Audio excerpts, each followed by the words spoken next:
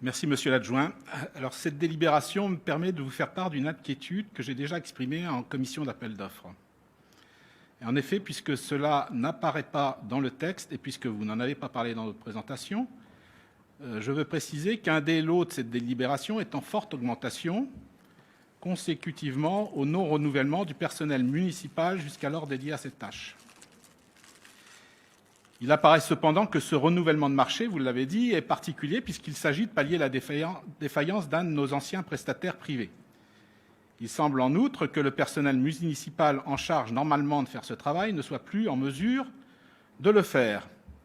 J'ai donc voté pour ces attributions puisqu'il ne s'agissait pas, dans le cadre de cette commission, de s'exprimer sur la politique sociale de la ville.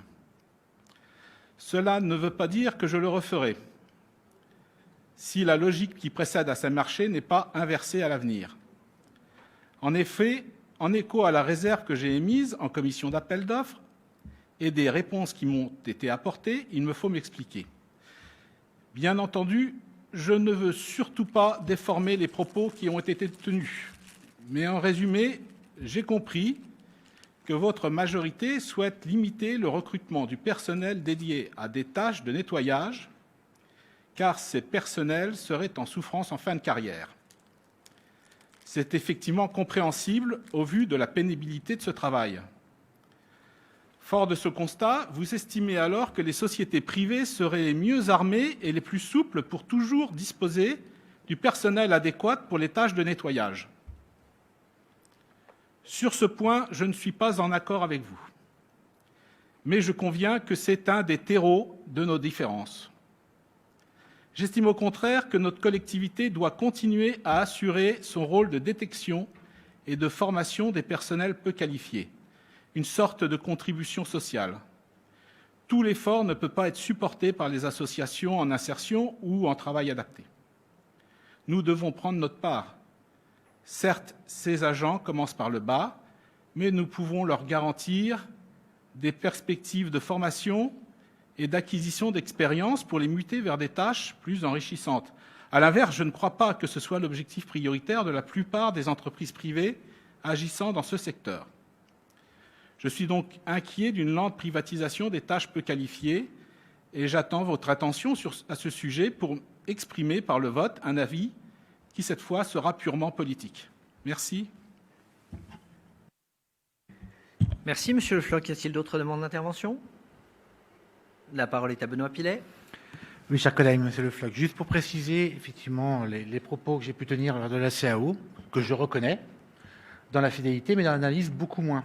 Il n'est pas question pour la collectivité, et je laisserai Roselyne bienvenue intervenir si elle le souhaite, mais de suppléer à des métiers difficiles par des métiers privés, mais d'avoir la reconnaissance qu'à un moment donné, il y a des métiers où la collectivité a l'obligation d'accompagner l'agent jusqu'à la fin de sa carrière, les maintenir dans des métiers hyper sollicitants, fatigants, qui les cassent, et on le voit dans la commission de réforme, et les maintenir dans une situation où, effectivement, avec tout l'accompagnement que peut faire la DRH sur le renforcement des compétences, les accompagner dans une autre démarche, c'est quasi, parfois, mission impossible, et à la demande des agents, disant j'ai 55 ans, si je ne veux pas stigmatiser un âge, mais, ou 50 ans, ou des fois à 45, je ne peux plus faire ce métier-là.